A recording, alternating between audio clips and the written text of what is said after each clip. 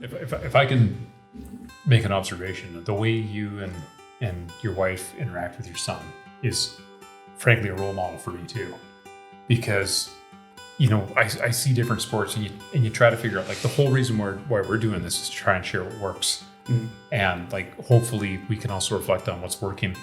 But you give me inspiration, like the way you interacted with your son. That one summer I was around, I was like, that's really cool because my boys are younger. And it's like, I got 2 girls that are older than the 2 younger boys. I'm like, I want to interact with my boys like the way you interact with your son. And so like, in many respects, we're all part of this together. And so part of the contrast though too is like, you see parents at other sporting events yelling at their kids and you're like, oh man, like, so there's kind of like the dark side of it. And then I'm so grateful to see the good side of it and then embrace the good side of it and reflect on like if you've ever had a bad side of it and just forgive people that might have been giving you a bad side of it. Super awesome dad moments, and they're met with like the most traumatic thoughts in my head of my entire life.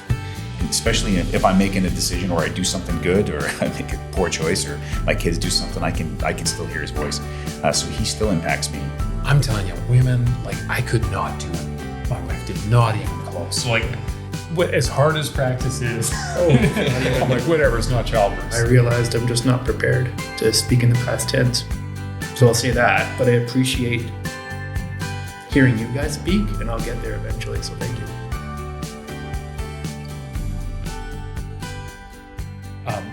Embarrassing moment. I think, Mom, if you're watching this, it's an embarrassing story, but fun. So when I was summer swimming, my mom would cheer so loud. And because she's just, and I just think about, she didn't know swimming. She grew up in the prairies. And I'm like, in the moment, it was embarrassing. But I look back now, 30 years from now, I'm like, that was kind of fun. So I know, so here's I don't want to scroll on the topic, but how do you deal with you're embarrassing me, Dad? Is that a question we can talk about? Because I get this all. And is it really embarrassing them, or like, and have you been embarrassed by your dad? And like, do you reflect on it? And it's like, is that part of the growing up and becoming independent? Oh. So I don't know if you guys got any stories. Grab the goggles, go nuts. I don't have stories, but I certainly do. I love embarrassing my kids. I think it makes them stronger. I love being the dad that the kids, because I always find that my kids' friends think I'm funny. Maybe you are funny. They think I'm cool, right? No, Dad. Especially since you asked if you're cool. But I do definitely love embarrassing them every chance I get. So I think that if their friends think you're cool, I think that would qualify as objectively cool. Yeah. I think that's fair. I think that's fair. Yeah, exactly. I don't know if we can do an online poll or not, but yeah. No, I don't have any stories. I keep forgetting to grab the goggles. But it's okay. We don't need. This is not a rule. This is more of a policy. Mm-hmm. Yeah. I think my kids are too young to be embarrassed by me. I try as hard as I can. I learn all those like Fortnite dances, and my kids just pick it up too, and they're like, "Oh, that's cool." I was like, "Yeah, that's right. That's cool." I got videos of TikTok. Like I'm on TikTok. Yeah. I don't even know where in TikTok I am. Yeah. But I'm doing like, and there was that app before TikTok, Musically. Where you're doing these lip sync dances and stuff. Mm-hmm. And so it was fun because it's recorded. It's also a great memory because it comes up on my Facebook and everything. It's like, reminds me that I did this with my kids. And at that point, she wasn't embarrassed. She'd probably be embarrassed if I shared it now. But she always, if it ever comes up on my feed, she looks at it and says, Dad, can you share that with me? She only wants to keep it, which is a win for me because she loved that moment, but she would never share it to her friends. Yeah. But yeah. That's part of being a dad. Mm-hmm. You embarrass your kids. Oh, yeah. Yeah. Vance, you mentioned earlier about when I don't know which daughter it was of yours, probably the first one was born, and you felt that immediate biological tick. Yeah. Right? I kind of feel it too, or felt it too. Yeah. But I still feel we're behind the 8 ball. Like I feel my wife is more sort of naturally connected. Oh yeah. Like at the end of the day, if my son had to choose who to go to for comfort, I'm second place. Oh, always. Yeah. Right? Like I'm always second place. And I don't know if that's a biological thing. No, I totally think it is. My kids are the same. They'll go to mom first. And also like Shannon, or I guess I'm just saying it. Well, my wife can she can tell when they're going to be sick like 2 days before they're sick, and I'm like, how do you know that? And like, oh, I can tell it's they're they're moving slow, or they're not happy, or whatever it is, and I don't see it. And then sure enough, she'll wake up like sick. Like, how did you see that? I can't, and I don't see it at all. Go to school, you're not sick. But there's definitely that connection. But I do find that the girls come to me on the occasion. That's usually my opinion on swimming or video games, or if they want to buy something, because I'm a bit of a sucker. So Dad'll do it. Mom won't buy it, but Dad will get it. Dad's got the Amazon account. Dad, can I get your iPad to order some nails on Amazon? Okay, fine. Can we use your Prime account? Okay, fine. So I'm a bit of a sucker that way, but it's also a part about being a dad. I will say, to that point about that moment where it takes, I had an interesting experience when I look back on it. I remember thinking, and I say this with just completely within my own experience and not for any other purpose, because it was a pretty heavy feeling. I remember feeling when Sophia was born back in 2007, my first child, I thought two things, like, wow, this is amazing. And B, how does anybody do this on their own? Well, God, yeah. And I don't know if it was going on. I was at the Royal Columbian, and it was busy that night. Like I don't know if there was enough rooms or doctors. It was like busy, and I don't know if there was another couple mothers that were giving birth, and they didn't seem to have some father around, and I just remember feeling tremendous grief and empathy for anybody that would try to do this on their own. Mm-hmm. And so I don't know. For whatever that is, it's just been kind of that a really deep memory about joy, and this is not easy. Mm-hmm. Mm-hmm. And then realizing that it is not easy. Yeah. There's not too many things, like, and especially as I get older, that I remember, because my memory is fading, and I don't know if that's just because I have a busy life, but I can remember my kids being born, and that the memories have not faded. There's like little bits and pieces in there, but there's like I can recall sounds, and it's amazing that whole, it was profound, that experience. I was I don't know if you guys were fortunate enough to be there, and we never really had this conversation, but I was for both, and they're both crazy, amazing experiences, and also like hammered home how much I love my wife, and just to see what she did, and now to see what we've created. So it's but man, that was a crazy time. Yeah, traumatic for me. Birth of our son. Yeah. Wife was in labor for 50 hours, 50. 50 hours? Holy 50. cow! Wow. And then eventually had a C-section.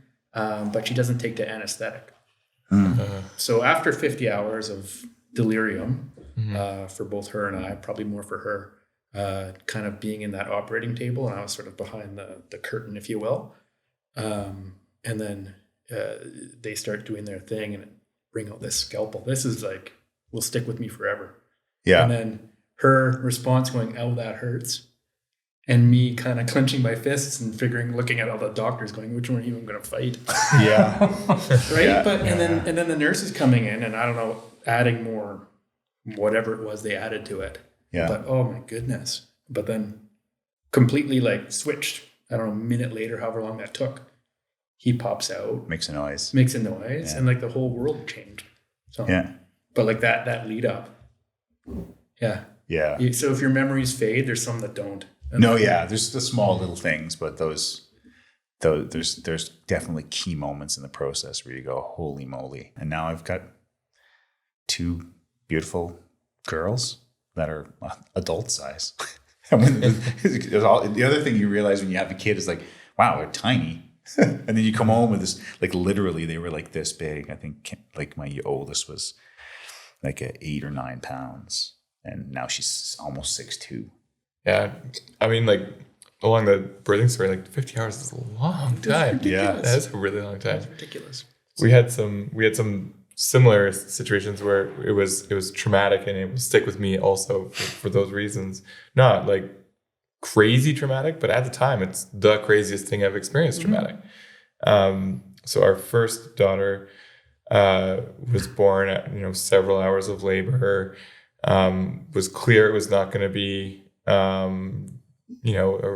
birth that way, and so they took her into the operating room, and I got all my dress on and everything, got to go watch, and she came out and there was no crying right away. And so I'm worried, and they bring her over, and then what felt like an eternity, probably about 10 seconds in all honesty, she starts crying, and it's like, oh, okay, good. So I'm back up with her in the recovery room, and I'm taking care of her while my wife is taking care of herself. And she stops breathing, and I am the only one in the room, and I'm on guard. And here, after this giant labor process, and it results in a C-section, I'm left alone with our daughter, and I am now going to be the one that is not taking care of her, right? So I was devastated and freaking out like crazy. And so I used to have like full CPR certification. So I was like, oh, is it back blows or chest thrusts? Like, do you do stomach? Like, what is it? And I blanked. I read all the daddy books all the way up until the birthday, and I forgot to read beyond that. Not like, thinking like this is my contribution is to be there for my wife and be there for the kid, but just freaking out. And probably again, for what was probably in reality only about 10 seconds, you're not allowed to run down the hallway. You have to put it back in the thing. I pressed the panic button. I said, my child's not breathing. I need someone in here right away. And by the time a nurse had come, she was breathing again, but had spat up a bunch of fluid because she had a ton of fluid still in her lungs. And my goodness, the waves of emotion that ran through me so quickly after all that, the guilt, the responsibility, the fact that like I've been a dad for 2 hours and I'm not capable of doing this. Ultimately, right off the hopper. Fail immediately. That's crazy, man. It was not great. And then the second one was a C-section as well. And I was not allowed to go in that time. It was an emergency C-section. And, my wife goes in, and I ask, is she okay? Is the baby okay? Like, how are they doing? And then they're running out, and they just say, the baby's okay. And so I'm like, again, freaking out, because here I am, like, and my wife, and all they said was the baby's fine, and ran right back in. And I'm freaking out, and I don't know what to say. Like again, giant waves of emotion. So like super awesome dad moments, and they're met with like the most traumatic thoughts in my head of my entire life. Within spans of seconds or hours, like within, and again, they only last for, that was maybe 15 minutes, and they came out and said, everyone's fine. Yeah, everyone's fine. Should be in a recovery room. Just go upstairs. And it can be traumatic. Like it can be really like, but it's such a miracle. It's pretty formative for you though, like those moments. Like, oh yeah. Like how protective are you now of the kid? It's like, totally. Right? Yeah. Like, this is never going to happen again on my watch. Bubble wrap those kids and roll them down in snowballs. At least you started with a low bar, and now you can just improve anything. Yeah. More than 2 hours in, I'm good. It's up for me. That's what I like about that. Like for everyone's listening, and we touched on this in earlier episodes, like we really are only getting to know each other, and some of the stuff that we're learning today, we're learning about each other now, which is really cool. Yeah. Like we haven't talked about this stuff. And that, so it's kind of neat. It's kind of neat.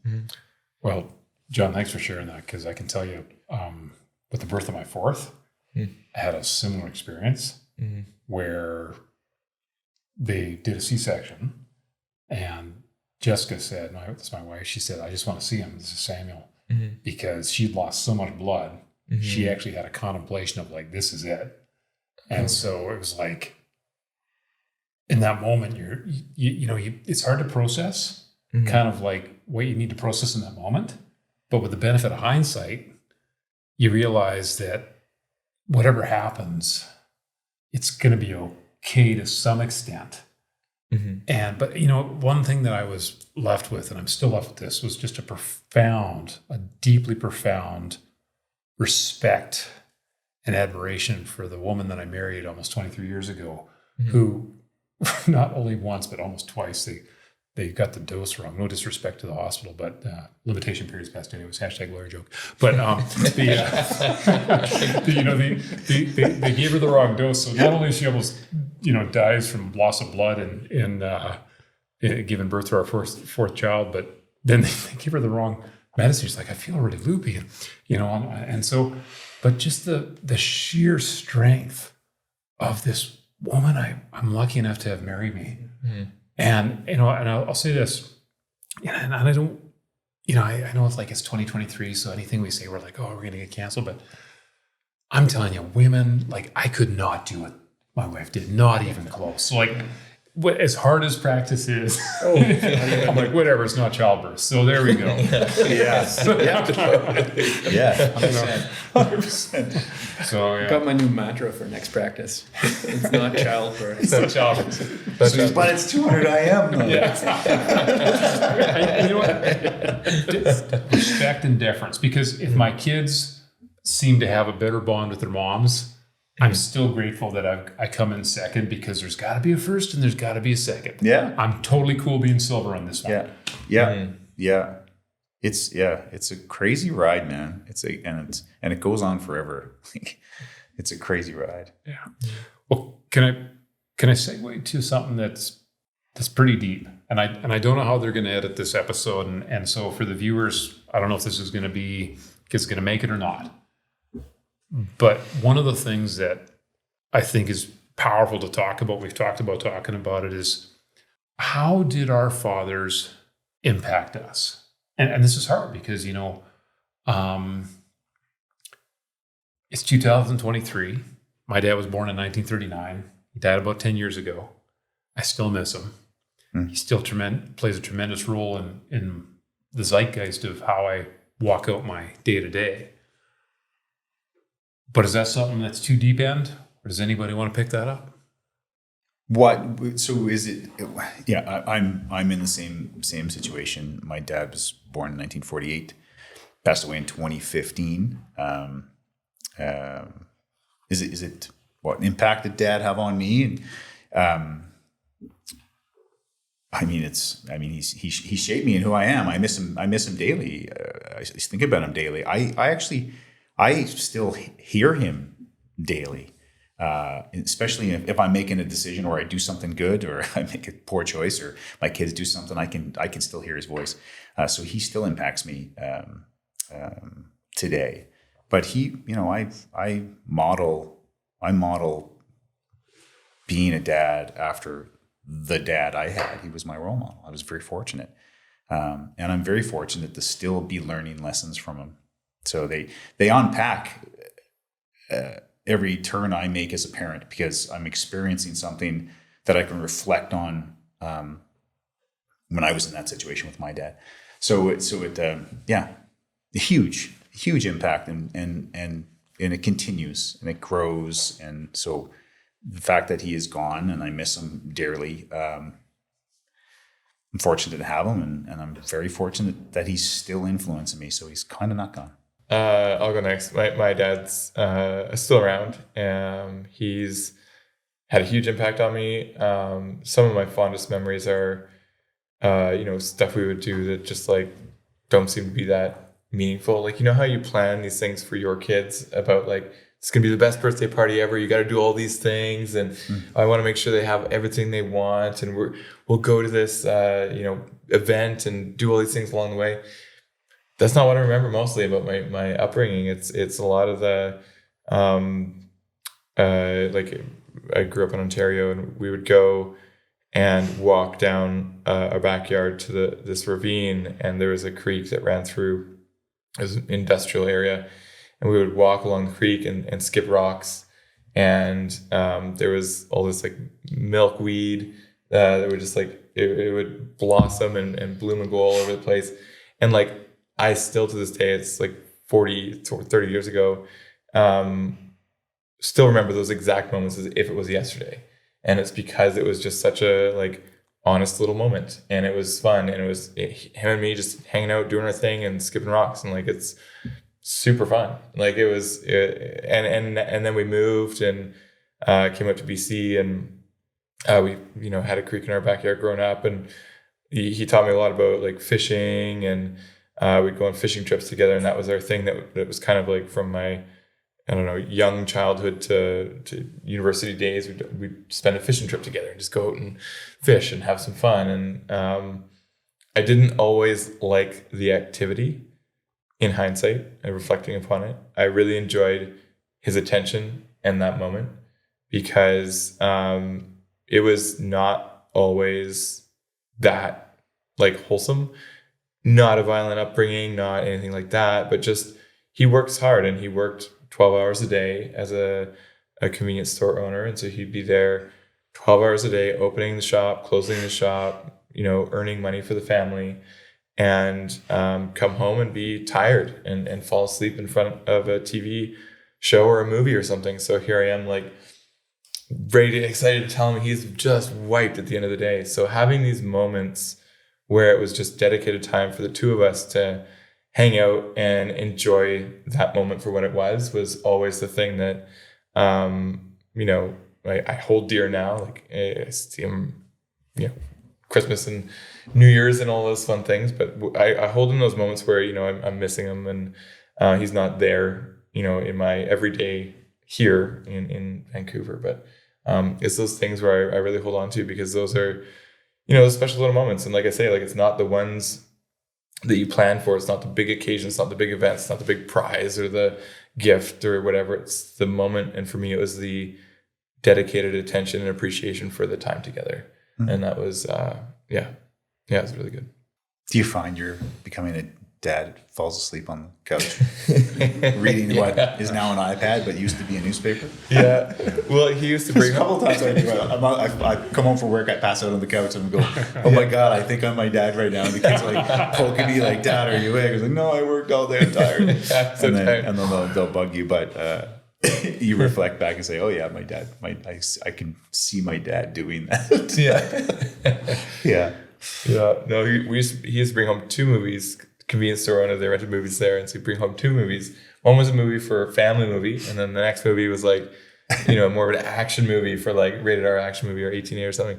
So my sister and I would stay up as late as we could, and he would fall asleep snoring on the and you'd watch Rambo? And we would watch Rambo together.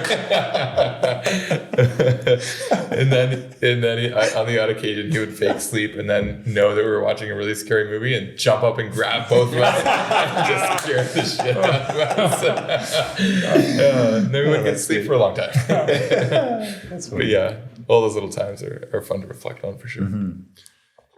John, you bring up like just how hard your dad worked, and one of the things that I can share is, with the benefit of almost 10 years of kind of processing, not having him physically present in my life, just how much I can focus on choosing to reflect on the good times.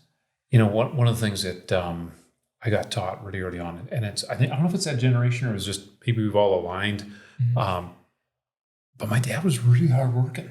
Mm-hmm. Like he would constantly remind me how important it was to just do it and do it yourself if you had to. And it's interesting. I think if there's a bunch of things I'm grateful for, but I think one of the biggest things I'm grateful for was the installation in my kind of almost subconscious routine of the benefit of a really good work ethic. I think about where he came from. He grew up on a farm in Armstrong. And, if it wasn't for the Cold War, he would have not got off the farm because he was kind of plucked out of the farm environment. And, the government paid for his education to be in the military. And you think about, like, what are the opportunities that I've had and because of that? And what are the opportunities that I've capitalized on or seized? And I think, what I can share too is at the end of it all that hard work was great, but it wasn't the hard work that mattered. It was the fact that was an ethic, because the work didn't matter. It was actually the ethic of the work. It wasn't actually what he accomplished, because at the end of it all, I had the opportunity. He got very sick at the end, and I interviewed him, and I asked him a question. I said, did your life turn out? And it was hard because he was really sick and he lost the ability to talk and stuff. And I had to kind of wrestle with this long illness he had. And it was a blessing in one respect. And it was also very painful in another, because it's like you're constantly on high alert for the inevitable. And he said something to me that was really profound. And I share this, and I hope I can share this at when is my end too. And that is, I said, how did life turn out for you? And he said, better than I expected. And I thought, man, that's a life well lived. And I think there's a lot of people in Canada, you've won the lottery. Like a kid on a farm that's milking cows gets to, have 5 kids and do, it's just, anyways, I'll stop there. But I have good memories. And I guess the other thing is, when it comes down to it, a lot of stuff doesn't matter when you've lived a good ethic. That was my takeaway. I have good memories. The other thing was giving your parents grace to know that there's a moment when you're about 19, 20, 21, I don't know, maybe I was late to the party, when you realize, oh man, my parents aren't perfect. That was a big takeaway. That was a big step to adulthood. And then it's like you can take their lessons, and they just want you to be happy. Yeah. Yeah. I like looking back now. It's funny when I look back at my parents when they were my age. I'm at that age now, and they didn't have it all together, and they were struggling. But you just didn't see it because you were looking at them. You were looking up at them. But they had all the same struggles we did. You just didn't see it. And it's funny now as a parent, when I'm raising my kids, I have that in mind. But I find it always that brings us back to being a dad and being a good dad.